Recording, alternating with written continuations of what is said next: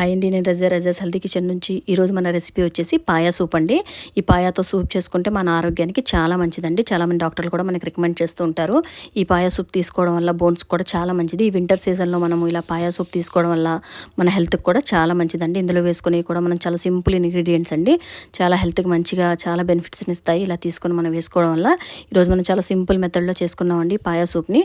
Same ఇలానే చేసుకుంటే మనకి దీంట్లో ఉండే జిగురు కూడా మనకి చాలా బాగా ఉపయోగపడుతుందండి.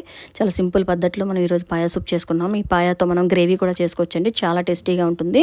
ఈ రాగి రోటీల్లోకి దేంట్లోకైనా కూడా చాలా బాగుంటుంది. నేను నెక్స్ట్ వీడియోలో చేసినప్పుడు కూడా ఈ పాయా గ్రేవీ కూడా చేసి పెడతాను. ఈ సూప్ అయితే మాత్రం చాలా సింపుల్గా చాలా టేస్టీగా ఉంటుందండి. తప్పకుండా మీరు ఇలా ట్రై చేయండి, చాలా టేస్టీగా ఉంటుంది. చాలా సింపుల్గా మినిట్స్లో అయిపోయే రెసిపీ అండి ఇది.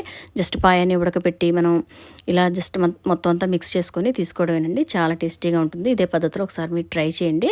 ఇది మాత్రం మన ఆరోగ్యానికి చాలా మంచిదండి.